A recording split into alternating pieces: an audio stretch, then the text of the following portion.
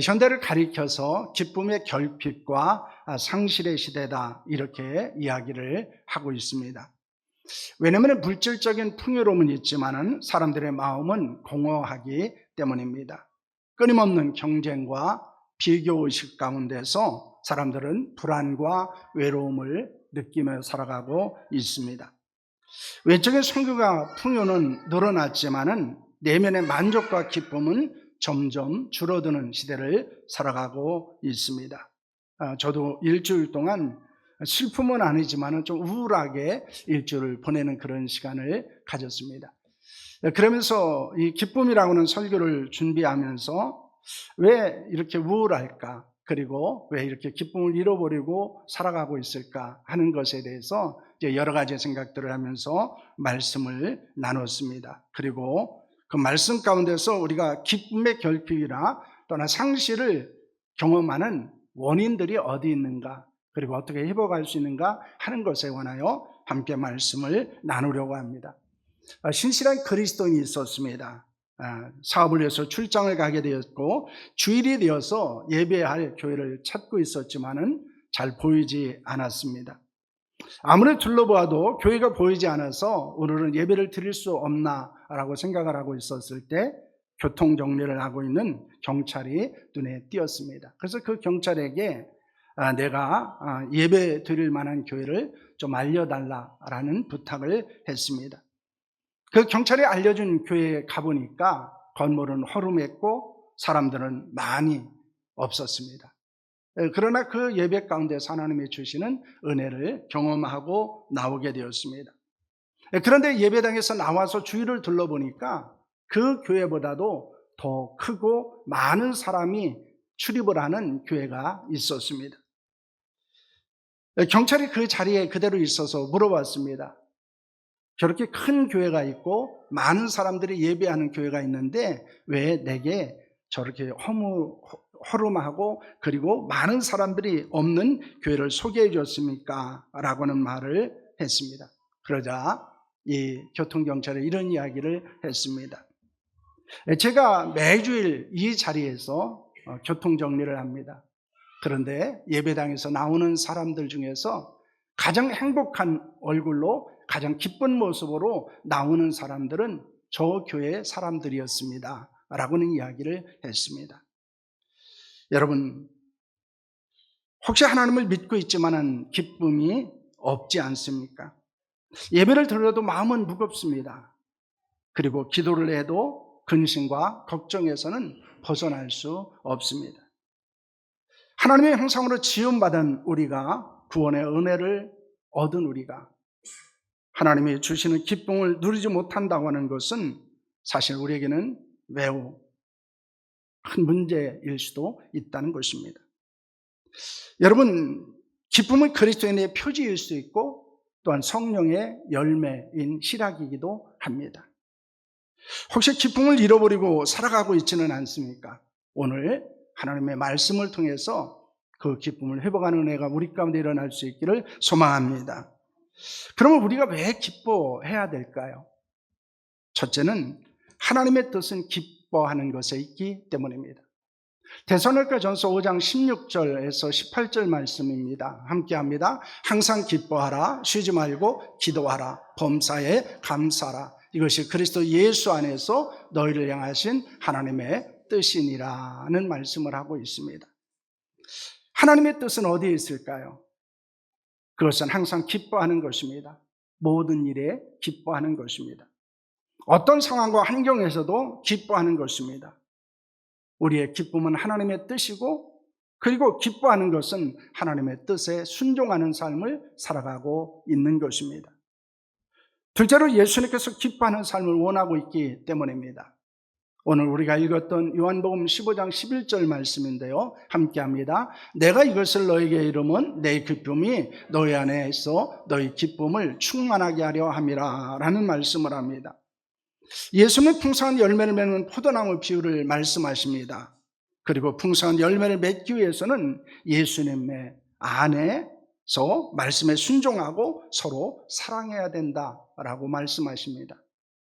그렇게 순종하고 사랑함을 통해서 풍성한 열매를 맺게 되어지고 그 풍성한 열매 가운데서 충만한 기쁨을 누릴 수 있다라고 말씀하고 있습니다. 예수님은 우리에게 풍성한 열매를 맺고 기쁨이 충만한 삶을 살아가기를 소원하고 있기 때문입니다. 그러므로 기뻐한다라고 하는 것은 하나님의 뜻이기 때문이고 예수님께서 우리에게 기뻐하는 삶을 원하시기 때문입니다. 우리가 지금까지 계속해서 이제 성품에 관하여 말씀을 나누고 있습니다. 사랑과 온유와 성실과 인내에 대해서 말씀을 나눴고, 이제 오늘은 5월 달의 주제인 기쁨에 관하여 말씀을 나누려고 합니다. 이 기쁨이다라고 하는 것은 빌립보서에서 주어지는 주제이기도 합니다. 그래서 오늘은 제가 바울의 기쁨의 서신이라고 말할 수 있는 빌립보서를 중심으로 해서 이 기쁨에 관하여 좀 말씀을 나누려고 합니다. 16이라고 하는 숫자는 빌립보서에서 바울이 언급한 숫자입니다. 그래서 기쁨이라는 단어, 또 기뻐하다라고 하는 이 단어가 16번 정도 나오고 있습니다. 빌립보서는 4장으로 되어져 있습니다.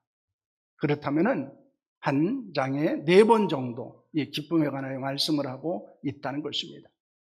그렇기 때문에 이 빌립보서의 주제는 기쁨입니다. 그리스도 안에서의 기쁨.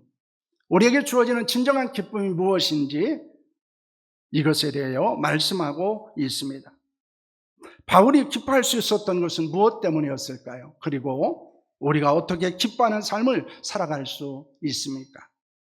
우리는 이 두 가지의 관점에서 오늘 말씀을 나누려고 합니다. 바울이 그렇게 기뻐할 수 있었던 것은 무엇 때문이었는가? 그리고 우리가 기뻐하기엔 삶을 살기 위해서는 무엇이 필요한가라는 것입니다. 첫째는 바울의 기쁨입니다. 바울이 빌립보서를 기록하고 있었을 때 그는 로마의 감옥에 갇혀 있었습니다. 그는 기뻐할 수 있는 상황이나 환경이 아니었습니다. 그런데 기쁨을 중심으로 하는 편지를 써서 빌립보 교회에 보내게 됩니다. 그가 기뻐할 수 있었던 것은 무엇 때문일까요? 그가 복음의 중심의 삶을 살았기 때문입니다. 오늘 1장 18절 말씀을 보시면 이렇게 말합니다. 함께합니다. 그러면 무엇이냐? 거칠애로 하나 참으로 하나 무슨 방도로 하든지 전파되는 것은 그리스도니 이로써 나는 기뻐하고 또한 기뻐하리라 라는 말씀을 합니다. 그 한 절에서 바울은 무엇이라고 말합니까? 기뻐하고 또한 기뻐하리라 라고는 고백을 하고 있습니다. 바울이 감옥에 갇히게 됩니다. 그러자 순수하지 않은 동기를 가지고 바울을 괴롭히게 하려는 사람들이 있었습니다. 그들은 복음을 전할 때 바울을 경쟁의 상대로 보았습니다. 그래서 바울이 감옥에 갇히자 복음을 전해서 자신을 드러낼 수 있는 좋은 기회가 주어졌다고 생각을 하게 되었습니다. 바울을 뛰어넘을 수 있는 탁월한 전도자가 되고 사람들로부터 인정을 받을 수 있는 기회라고 여기게 된 것입니다. 그 소식을 바울이 들었습니다. 근데 바울은 속상하지 않았습니다. 오히려 시기와 경쟁으로 그리스도를 전하거나 사람에게 보이기 위해서 외식과 가식으로 복음을 전하나 그것은 중요한 것이 아니라고 말합니다. 가장 중요한 것은 복음이 전해지는 것에 있다라는 것입니다. 여러분, 우리가 기쁨을 잃어버리는 이유는 어디에 있을까요? 그것은 내 체면 때문입니다. 내가 다른 사람 눈에 어떻게 비춰지는가라는 것입니다. 나보다 더 뛰어난 사람, 나보다 더 탁월한 사람이 드러나는 것 때문입니다. 그러나 우리가 진정한 기쁨은 사람에게 있지 않다는 것입니다. 우리의 자존심을 세우려면 세울수록 내 체면과 그리고 사람들에게 내가 어떤 모습으로 비춰지는가를 생각하면 생각할수록 우리는 기쁨을 잃어버릴 수밖에 없음을 말하고 있습니다. 그러면 진정한 기쁨은 어디에 있습니까? 바울은 복음에 두었습니다. 복음에 관심을 두고 복음을 중심으로 해서 살았기 때문입니다. 그래서 내가 사람들의 눈에 어떻게 비춰지느냐 중요한 게 아니었습니다. 내가 사람들보다 뒤처진다고 사람들이 이야기하는 거, 그거 중요한 것이 아니었습니다. 바울의 체면이나 바울의 자존심은 그렇게 중요한 것이 아니었습니다. 왜냐하면 그에게는 자기 자신보다도 더 중요한 복음이 있었기 때문입니다. 사람이나 사소한 일로 인해서 기쁨을 잃어버리지 않을 수 있기를 소망합니다. 그러기 위해서 우리는 더 중요한 복음에 더 많은 관심과 중심을 두며 살아야 합니다. 둘째는 그리스도의 마음이 있었기 때문이었습니다. 2장 4절과 5절 말씀입니다. 함께합니다. 각각 자기를 돌아볼 뿐더러 또한 각각 다른 사람의 일을 돌아보아 나의 기쁨을 충만하게 하라. 너희 안에 이 마음을 품으라. 곧 그리스도 예수의 마음이니. 이렇게 말합니다. 바울은 같은 마음, 같은 사랑, 같은 뜻, 이것을 강조하고 있습니다. 여러분, 바울은 그것을 가지고 다툼이나 허영심이 아니라 겸손한 마음으로 서로를 섬길 것을 말합니다. 그러면 기쁨이 있다고 이야기합니다. 자기보다 남을 낮게 여기며 자기 일도 돌아보고 다른 사람도 돌아볼 때 기쁨이 있다고 말하고 있습니다. 바울은 다양한 사람들과 동역했던 사람입니다. 복음을 위해서 헌신했던 사람이에요. 바울의 주변에는 항상 좋은 사람만 있었던 것은 아닙니다. 바울하고 성격이나 성향이 같은 사람들만 있었던 것도 아닙니다. 바울도 완벽하지 않았습니다. 그러므로 바나바와는 갈등하고 헤어지기도 했고요. 디모데는 중간에서 돌아가기도 했습니다. 그러나 그럼에도 불구하고 바울은 그들과 함께 하나님의 일을 감당하고 복음을 전했습니다. 우리는 서로 다른 마음과 사랑과 생각을 가질 수밖에 없는 존재입니다. 왜냐하면 성격도 다르고 성향도 다릅니다. 성장의 환경도 배경도 다릅니다. 때로는 삶의 방식도 다르기도 하고요. 때로는 문제를 해결하는 방식도 다르기도 합니다. 그러나 우리가 그리스도 예수의 마음으로 하나가 되면 같은 마음, 같은 사랑, 같은 생각을 품을 수 있다는 것을 말하고 있습니다. 바울이 복음을 전하는 것을 포기하지 않을 수 있었고, 그리고 많은 사람들과 힘들고 어려웠지만은 함께 복음을 전할 수 있었던 것은 바로 그리스도의 마음이 그의 중심이었기 때문입니다. 기쁨은 자기 중심적인 삶이 아니라 타인을 위한 헌신 속에서 피어나는 꽃과 같은 것입니다. 예수 그리스도의 마음을 품을 때 하나가 될 수 있고 서로를 섬기며 돌봄을 통해서 기쁨이 충만할 수 있기를 소망합니다. 그러므로 우리 안에 예수 그리스도의 마음이 있으면 우리는 사람들이 어떤 반응을 보이든지 아니면 우리의 환경이 어떻게 되든지 우리는 기뻐할 수 있음을 교훈하고 있습니다. 셋째는 그리스도 안에서 자족했기 때문입니다. 4장 11절 12절 말씀입니다. 함께합니다. 내가 궁핍함으로 말하는 것이 아니니라. 어떠한 형편에든지 나는 자족하기를 배웠노니 나는 지천에 처할 줄도 알고 풍부에 처할 줄도 알아. 모든 일 곧 배부름과 배고픔과 풍부와 풍부에도 처할 줄 아는 일체의 비결을 배웠느니라는 말씀을 합니다. 바울은 예수 그리스도를 믿는 복음 전도자가 되면서 많은 것을 잃어버렸습니다.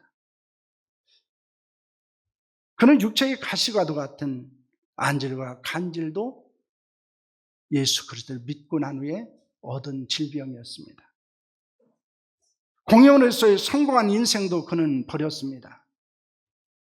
최고의 가말리엘 문화에서 배운 지식도 배설물같이 여길 수 있었습니다.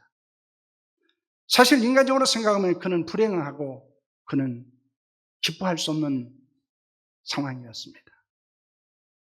바울은 가난했습니다. 궁핍했습니다. 고난과 고통을 많이 겪었습니다.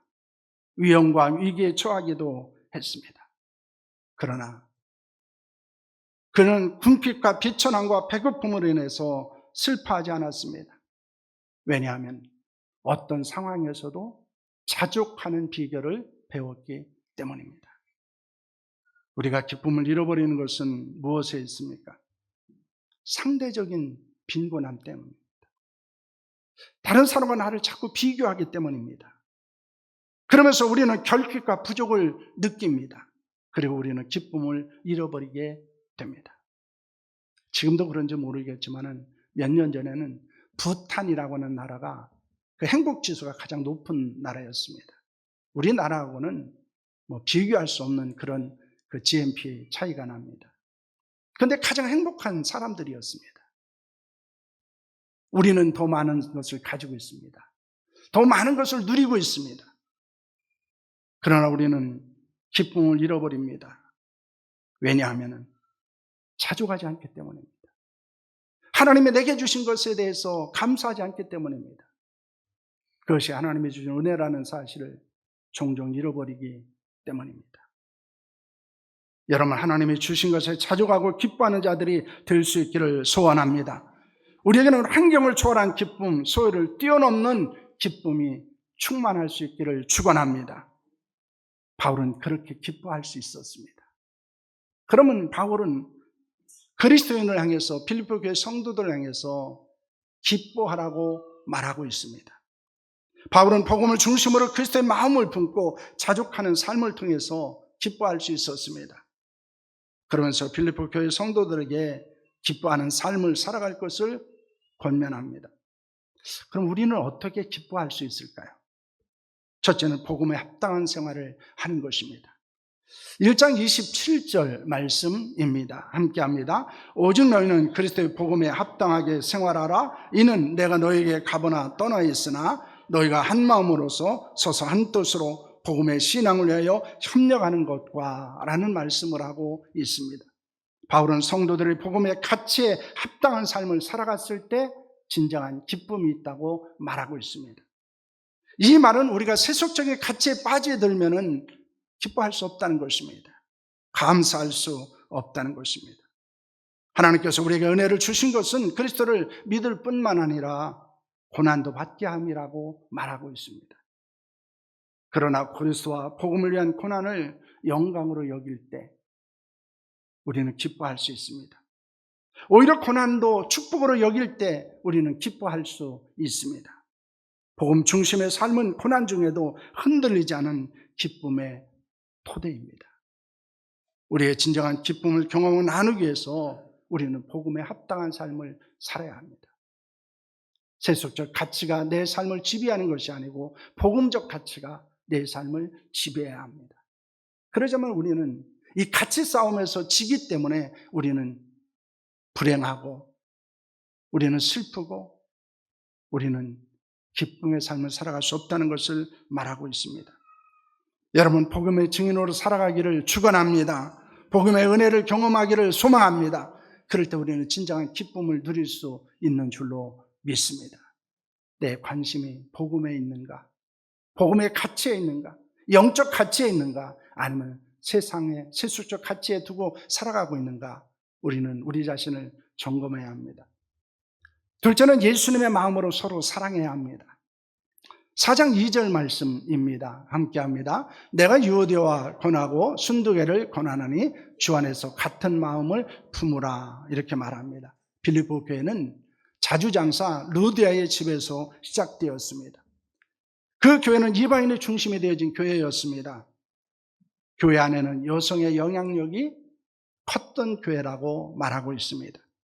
그런데 빌립보 교회에 영향력을 행사했던 여인은 두 사람이었습니다. 그는 유오디아와 순두개라고 하는 여인이었습니다. 바울은 그 여인을 향해서 뭐라고 말합니까? 주 안에서 같은 마음을 품으라 이렇게 말합니다. 이 말의 의미가 무엇이겠습니까? 유오디아와 순두개가 같은 마음을 품지 않을 수도 있었다는 거예요. 어쩌면 교회에 영향력을 가진 두 여인이 다툼으로 인해서 갈등으로 인해서 같은 마음을 품지 않음으로 인해서 교회에 어려움이 있었을 수도 있었다는 것입니다. 여러분, 교회에 영향력을 가진 사람들이 같은 마음을 품지 않았을 때, 서로 사랑하지 않았을 때 어떤 일이 일어납니까? 교회는 평안하지 않습니다. 기쁨을 잃어버린 교회가 될 것입니다. 여러분, 교회의 기쁨, 성도의 기쁨은 같은 마음, 같은 사랑을 품고 함께 서로를 돌보고 섬기는 데 있다는 것을 믿으시기를 바랍니다. 교회 안의 일체와 사랑은 기쁨의 토양입니다. 우리 교회 모든 직분자들과 성도들이 같은 마음과 사랑으로 서로를 섬길 수 있기를 원합니다. 그래서 기쁨이 충만한 교회가 세워질 수 있기를 축원합니다. 그러므로 우리에게는 같은 마음, 같은 사랑으로 서로를 섬겨야 합니다. 그래야 건강한 교회가 세워지고 행복한 교회가 세워질 뿐만 아니라 우리도 함께 행복하고 기쁨이 넘치는 신앙의 삶을 살아갈 수 있는 줄로 믿으시기를 바랍니다. 셋째는 기도와 감사로 염려를 극복해야 합니다. 4장 6절 말씀입니다. 함께 합니다. 아무것도 염려하지 말고 다만 모든 일에 기도와 간구로 너희 구할 것을 감사함으로 하나님께 아뢰라. 바울은 그리스도인들의 기쁨을 유지하고 회복할 수 있는 놀라운 영적 차원을 이야기합니다. 여러분, 그것은 무엇입니까? 기도와 간구입니다. 기도와 간구할 때 염려하고 근심하지 않을 수 있기 때문입니다. 염려하고 근심하지 않게 되었을 때 우리는 감사하고 기뻐할 수 있기 때문입니다. 그러므로 바울은 빌립보 교회를 향해서 염려하느냐, 걱정하느냐, 근심하느냐, 그럼 너희들이 기도하고 간구하라 라고 권면하고 있는 것입니다. 염려와 근심은 기쁨을 빼앗아가는 가장 큰 적입니다. 왜 우리가 기뻐하지 못할까요? 내 안에 염려하는 것이 있습니다.